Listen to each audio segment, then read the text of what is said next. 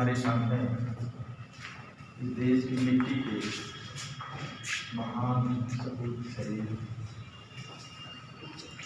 हैं और जो उन्होंने कुर्बानी दी है, जो बलिदान दिया है, सबसे पहले उनकी शहादत को नमन करता हूँ। आप सभी लोगों के प्रति आदर और सम्मान करता हूँ। देखिए, बात यहीं से शुरू करते हैं। यहाँ राम प्रसाद बिस्मिल है, बगल में अशफाकुल्लाह खान।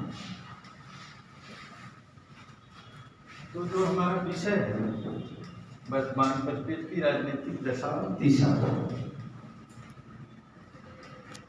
इस समय हमारे देश की राजनीति की अगर कोई केंद्रीय चीज है, एक चीज हो गई है,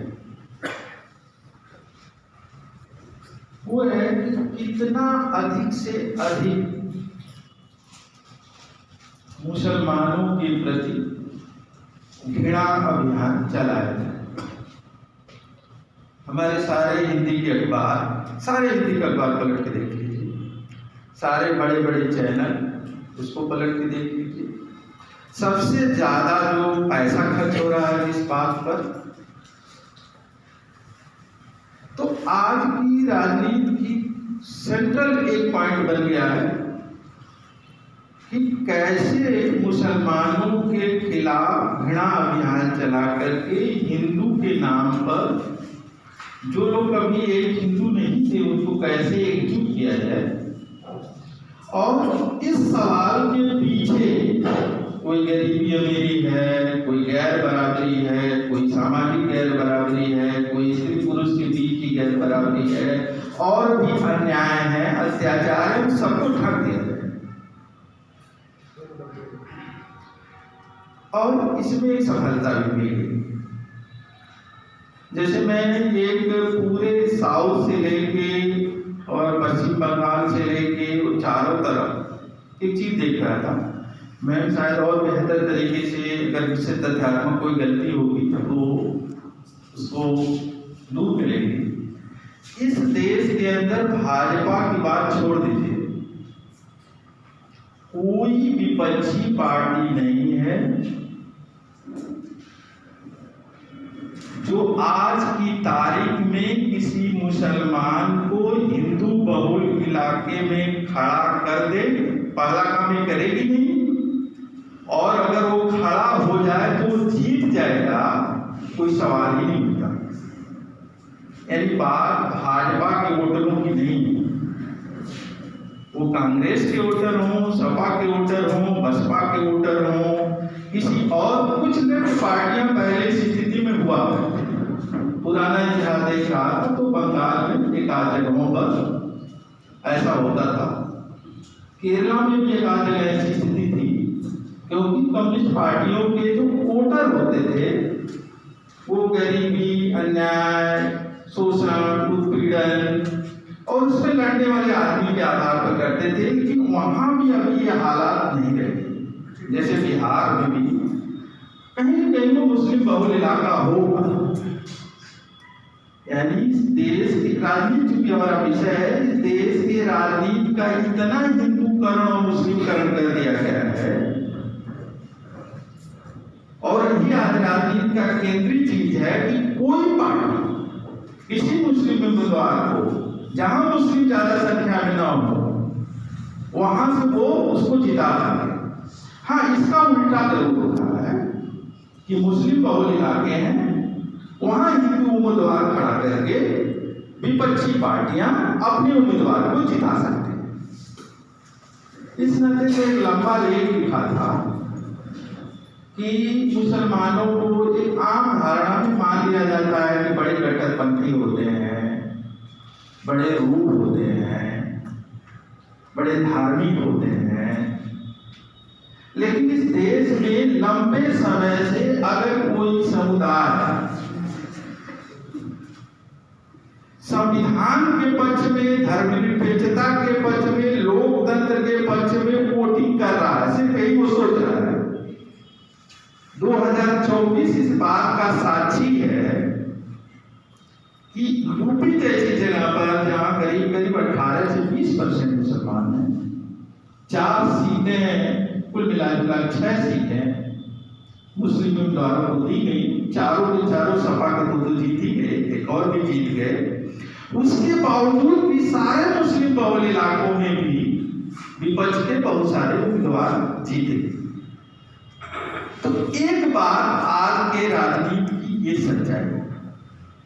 दूसरी इसी से जुड़ी हुई है जो राजनीतिक सच्चाई कि संविधान सभा में बहस चल रही थी जब संविधान बन रहा था कि क्या ऐसा तो नहीं होगा कि जो मुसलमान यहाँ रहने का निर्णय लिए और यही रह रहे हैं, कोई ऐसा भी समय आ सकता है क्या कि उनको वोट का अधिकार हो लेकिन देश के शासन सत्ता में उनका कोई राजनीतिक प्रतिनिधित्व न हो, यानी वो प्रतिनिधित्व ही कर रहे हैं। राजनीति को ना आपका प्रतिनिधि होना चाहिए। तो ये बहस चल रही थी कि नहीं कुछ आरक्षण होना चाहिए, नहीं तो बहुमत बन जाएगा अगर सांप्रदायिक तो मुसलमानों को राजनीतिक प्रतिनिधित्व से वंचित कर दिया जाएगा। आज की तारीख में भारत में मुसलमानों को करीब करीब राजनीतिक प्रतिनिधित्व से वंचित कर दिया गया। पिछली 3 बार की कैबिनेट, अब तो 2 बार की भारत सरकार की केंद्रीय कैबिनेट में 18% जो समुदाय है, 15-16% जो समुदाय है, उसका एक प्रतिनिधि नहीं, एक मंत्री भी नहीं। और यहाँ ये नहीं है कि हम साया का है या कुछ मुस्लिम साथी ज्यादा बैठे, मैं इस नाते बाबा से बातचीत नहीं करता। मुझे कहीं भी ये बात करनी होती राजनीति पर तो मैं यही बात कहूँगा, क्योंकि ये राजनीति इसी के इर्द गिर्द। और इसकी शुरुआत कैसे हुई? जब इस देश के सबसे बड़े जनसंहार और सबसे क्रूर जनसंहार, बिल्किस बानो आपको याद होगी, जब 2002 के गुजरात दंगों के सबसे बड़े जो अगुवाई करने वाले आदमी को प्रधानमंत्री चुन लिया और उसके साथ कांस्पिरेसी करने वाले व्यक्ति को गृह मंत्री चुन लिया, तो देश ने पूरी तरह देश की राजनीतिक दिशा उलट दी। अब कोई ये सवाल पूछ सकता है कि क्या 2014 से पहले सब अच्छा चल रहा था? मैं सब अच्छा चल रहा होता तो लोग आते भी, लेकिन 2 बात, एक होती है कि हम चल रहे होते हैं एक 2 कदम बढ़ रहे होते हैं, और एक होता है कि हम उल्टी दिशा में चलने लगते हैं। 2014 से पहले बहुत सारी दिक्कतें थी, कमियां थी, परेशानियां थी, लेकिन थोड़ा थोड़ा करके राजनीतिक तौर पर हम आगे जाते हैं। लेकिन 2014 के बाद ये देश पीछे मुड़ गया, उल्टी दिशा में चला। यानी 47 में बंटवारे के बाद जहां से हमने यात्रा की थी उसकी उल्टी दिशा में। एक चीज तो बहुत साफ कि धर्म के आधार पर कोई देश बनना और धर्म के आधार पर ही सबसे अच्छी एकता कायम होती है, ये तो बांग्लादेश के अलग होने ने बता दिया। अगर इस्लाम के नाम पर सारे लोग एकजुट रह सकते हैं तो इस्लाम ऐसा एलिमेंट है जो सबको जोड़ देगा और इतना भाईचारा बना देगा। अगर ये भाईचारा रहा होता तो बांग्लादेश में, अगर वो कहेगा कि भारत ने बना दिया तो झूठ बन रहा था, उसको भारत ने मदद किया। लेकिन बांग्लादेश का बनना हमारे बगल में ये बताता है कि धर्म के आधार पर कोई देश न ज्यादा दिन यूनाइट रह सकता है, न ज्यादा दिन चल सकता है, और देश की राजनीति का आधार धर्म नहीं होता। ये बात तो और खतरे में पड़ गई कि 2 बार 26 जनवरी, अभी संविधान पर बहस हो रही थी, 2 बार 26 जनवरी 1950 को कुछ बुनियादी बातें तय हुई। उसमें पहली एक बुनियादी बात तय हुई थी कि कोई भी आसमानी किताब वेद हो, चाहे कुरान हो, चाहे गीता हो, चाहे बाइबिल हो, कोई भी आत्मा नहीं था। अब इस देश के जो भारत बचा हुआ था, इस देश के राजनीति को नहीं चलाएगी, देश के समाज को नहीं चलाएगी। अब इस देश को वो किताब चलाएगी जो सब लोगों ने मिलकर अपनी सहमति से बनाया है। और वो किताब कोई पवित्र किताब नहीं, जरूरत पड़ने पर उस किताब में बदलाव किया जा सकता है, क्योंकि वो कोई पैगंबरी किताब नहीं। ये चाहे अच्छा लगे चाहे बुरा लगे, तय ही पैगंबरी किताब है या वेद ईश्वरी किताब है। आपके मस्जिद में, आपके मंदिर में, आपके निजी मामले के दायरे में सीमित रहेंगी। और दूसरी चीज तय हुई कि इस देश में इस तारीख के बाद कोई व्यक्ति ये दावा नहीं कर सकता है कि वो फलाने धर्म में पैदा हुआ है, फलाने जात में पैदा हुआ है, स्त्री के रूप में पैदा हुआ है, पुरुष के रूप में पैदा हुआ है, मुस्लिम सिख ईसाई के रूप में पैदा हुआ है, हिंदी बोलता है कि वो तमिल बोलता है कि गोरा और काला है। इस आधार पर रत्ती भर कोई किसी से बड़े होने का दावा नहीं किया कर सकता। ये सारे दावे आज की तारीख से खारिज किए जाते हैं। कौन शासन करेगा, कौन शासन नहीं करेगा, यह लोग तय करेंगे, जिसको कहते हैं वैश्य सार्वभौमिक वैश्य मताधिकार। लेकिन अब स्थिति का अभी जो उपचुनाव यूपी में हुआ, केवल मुसलमानों को प्रतिनिधित्व ही नहीं दिया गया, अब तो वोट नहीं देने दिया जा रहा। रिवॉल्वर के सामने खड़ा होकर के महिलाओं को वोट के राइट के लिए लड़ना पड़ रहा है। पुलिस वोट देने नहीं दे रही है, मोहल्ले से निकलने से पहले ही घेराबंदी कर दी जा रही है। और ये सब हम लोग जानते हैं। और एक बात है, देखिए बहुत साफ हो रहा है, जब इस देश ने एक नरसंहार के हत्यारे को अपना प्रधानमंत्री स्वीकार कर दिया। एक बात मैं कहना चाहता हूँ कि जात क्यों नहीं, हिंदू मुसलमान की बात हो रही तो जात की क्यों न बात। जैसे कई जगह मैं कहता हूँ कि मतलब माना ये जाता है कि जो पढ़ा लिखा आदमी है, जो पढ़ा लिखा होगा वो ज्यादा समझदार होगा, और इसके जिसके दादा ने पढ़ा हो और उसके दादा के दादा ने भी पढ़ा हो, 1000 पीढ़ियां पढ़ी हो, तो उसको तो और समझदार होना चाहिए। और इस मामले में मान लीजिए हिंदू धर्म व्यवस्था के अंदर ये माना जाता है कि ब्राह्मण को सबसे समझदार होना चाहिए, सबसे विवेकी होना चाहिए, सबसे न्यायी होना चाहिए, ठाकुर को और होना चाहिए, लाला को और होना चाहिए। मैं किसी जात के मान सम्मान के लिए नहीं कह रहा। इस देश में दोनों किस्म के हत्यारे, चाहे वो मोदी अमित शाह के रूप में, और मैं योगी को भी माफिया से कम समझता हूँ, आप जो भी समझते हो, और गोरखपुर का ही मैं हूँ, और साथ काम किया हूँ, से लड़ा भिड़ा हूँ, कभी उनके लिए भी लड़ा हूँ जब उनके साथ गलत हुआ था। लेकिन इस देश यूपी में 90% ठाकुर बाबा लाला जी सवर्ण करते हैं, कॉन्टिन्यू पिछले 4 चुनावों से 80 से 89% उसी व्यक्ति को पार्टी को वोट दे रहे हैं। मतलब पढ़े लिखे होने से और सही सोचेगा आदमी, न्यायपूर्ण सोचेगा आदमी, ऐसा नहीं है। क्योंकि देश में अगर हिंदुओं के बीच बात की जाए तो सबसे ज्यादा जो सवर्णों को समझदार होना चाहिए, और पूरे देश की वोटिंग पैटर्न देख लीजिए तो 80% 70% सवर्ण और द्विज उन्हीं के साथ खड़े हैं। ये मीडिया के सारे समझदार लोग उनके साथ खड़े हैं।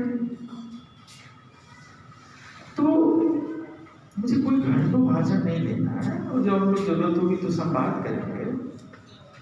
देखिए आज जहां राजनीति खड़ी,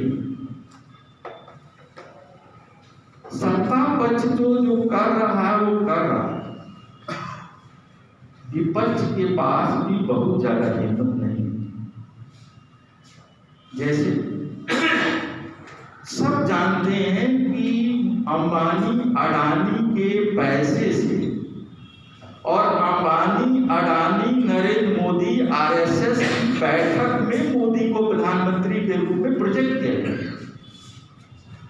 अभी राहुल गांधी ने अडानी का नाम ले लिया, तो जिसे इंडिया गठबंधन कहते हैं, उसके सारे प्रमुख दल उनके नाम लेने के खिलाफ हैं। उनका नाम आप नहीं ले सकते। इतनी ही नहीं,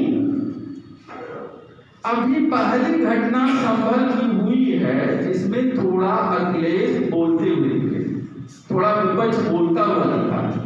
नहीं, मुसलमानों के साथ देश में बड़े से बड़े अन्याय पर जिस तरह विपक्ष की चुप्पी ठोस होते जंगल नहीं, और राहुल गांधी इतनी हिम्मत से बोलते हैं। और आप सभी लोगों को याद होगा, पिछली लोकसभा में उन्होंने बहुत जबरदस्त भाषण दिया था, जिसमें उन्होंने कहा था कि दलितों आदिवासियों के साथ अन्याय हो रहा है, अडानी अंबानी देश की संपत्ति लूट रहे हैं, जिसमें उन्होंने कहा था कि संघी ढांचे पर खतरा है। लेकिन गलती से उनके मुंह से नहीं निकल पाया कि देश के अंदर मुसलमानों के साथ भयानक अन्याय हो रहा है, क्योंकि सबको ये डर सता रहा है, इतना हिंदू भारत बना दिया गया है कि अगर ये मुंह से निकल गया तो भाजपा वाले प्रचार अभियान चलाएंगे कि तो मुसलमान करते हैं, ध्यान देता ही नहीं रहा है। यानी जो समाज की ताकत में राहुल गांधी को बहुत हिम्मत ही देना मानते हैं, लेकिन जो हिम्मत ही देता है उसके लिए ये दो बातें, दो तीन बातें और मैं शेयर करना। देखिए, जब गाड़ी चल रही होती है, चीजें आगे बढ़ रही होती हैं, तो कमियां भी थोड़ी छिप जाती हैं, चल जाती हैं। गाड़ी जब उल्टी दिशा में चली गई है, उसको मोड़ना है। जैसे जो भाजपा की राजनीति है, इन्होंने कुछ दलित बहुजनों पर किताब लिखी है, तो उन्होंने को इंट्रोड्यूस किया। अरे कोई ऐसी खास किताब मैंने नहीं लिखी, लेकिन भाजपा केवल हिंदुत्व के आधार पर राजनीति नहीं करती। अगर हम ये सोच रहे हैं कि वो हिंदुत्व के आधार पर राजनीति कर रही है और उससे जीत रही है, तो हम बहुत गलत निष्कर्ष निकालते हैं। और कुछ गलत निष्कर्ष शुरू में हम लोगों ने निकाला। भाजपा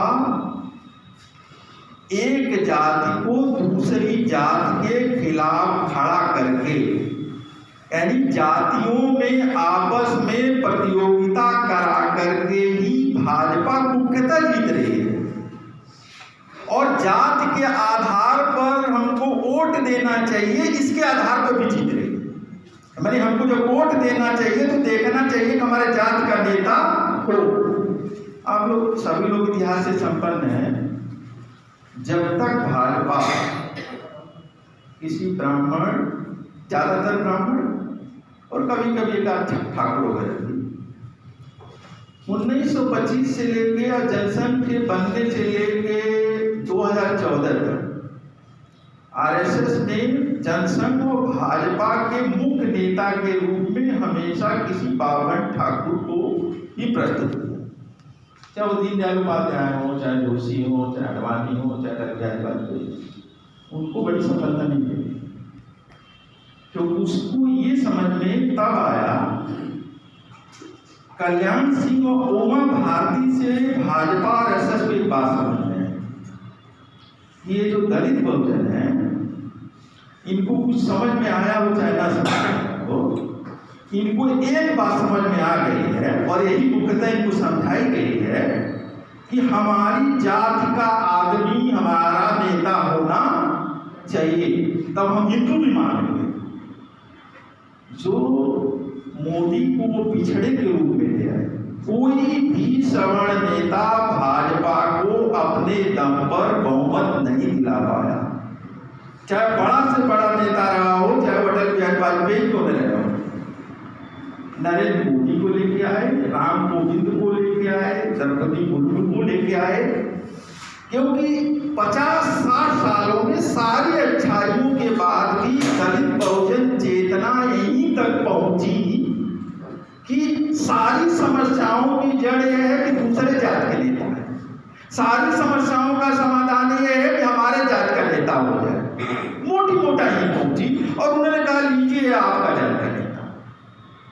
इस समय कैबिनेट में 28-29% पिछड़ी जात के हैं, 18-19% दलित जात के हैं, आदिवासी। लीजिए आपका नेता, आपके जात का नेता, आपके जात का प्रधानमंत्री, आपके जात का राष्ट्रपति, आपके जात का मुख्यमंत्री, आपके जात का उपराष्ट्रपति, सब आपके जात का। यानी जो भाजपा की राजनीतिक सफलता है, वो जो हम लोग आइसक्रीम खाते हैं तो उसमें फ्लेवर, कोई mango flavour, banana flavour, Hindu तो उसका फ्लेवर है।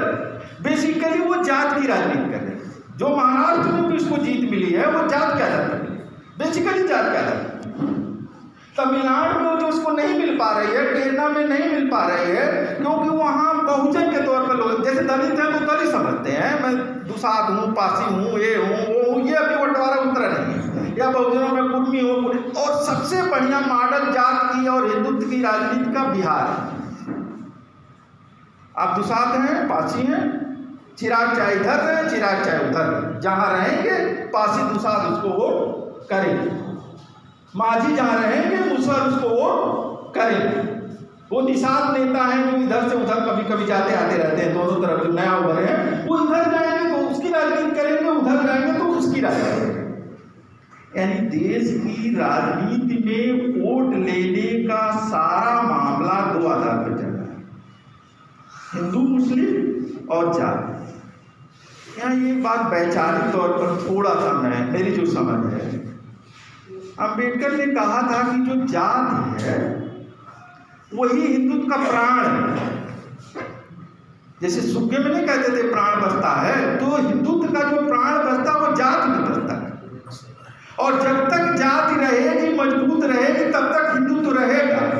और पलट के भी कहते थे कि हिंदुत्व रहेगा तो जाति रहेगी, वो दोनों एक दूसरे।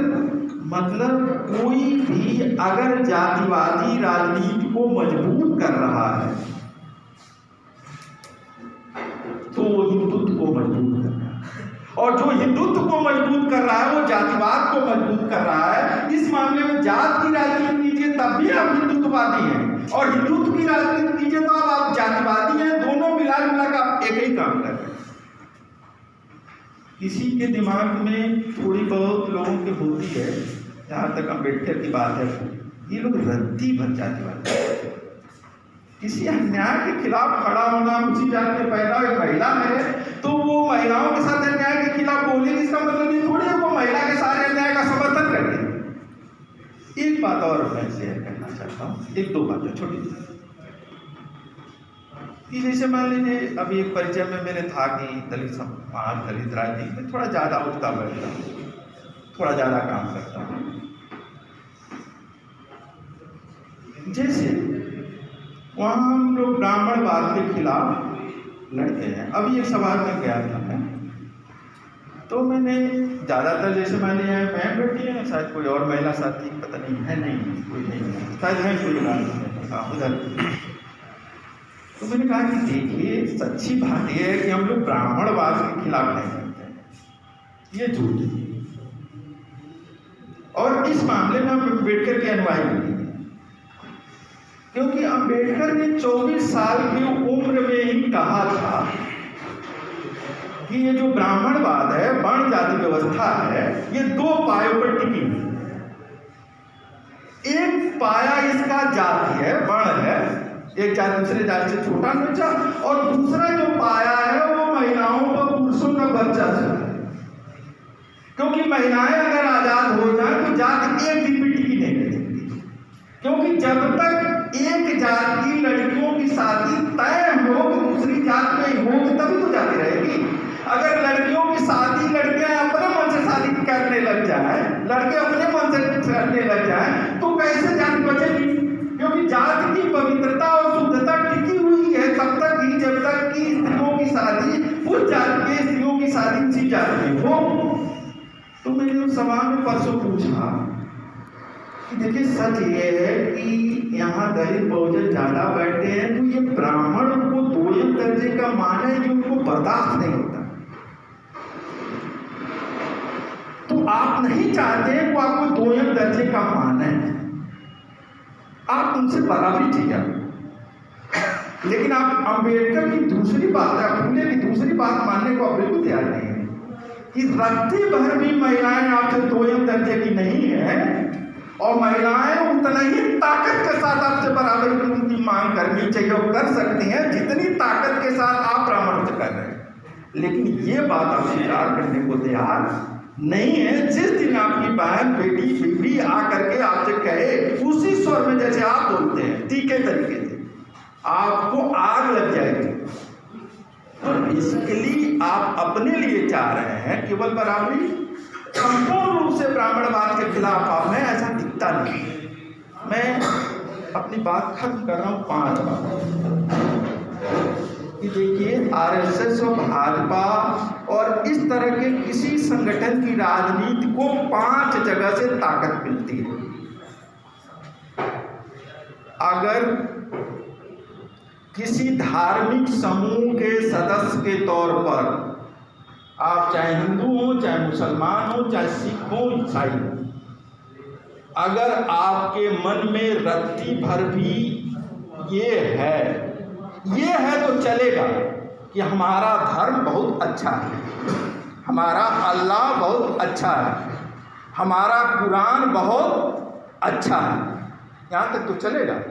लेकिन अगर आप ये सोच रहे हैं कि हमारा अच्छा है, हिंदुओं का बहुत खराब है, बहुत गंदा है, दोयम दर्जे का, और हम मुस्लिम होने के नाते उनसे श्रेष्ठ हैं, ये भाजपा को खुराक है।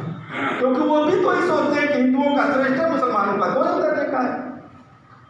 ये अगर आप सोच रहे हैं और अगर ये चल रहा है तो आपका इनडायरेक्टली साथ दे रहे हैं, पहली बात। दूसरी बात, हिंदुत्व और हिंदू धर्म जो भाजपा चला रही है, उसका दूसरा तत्व जाति है।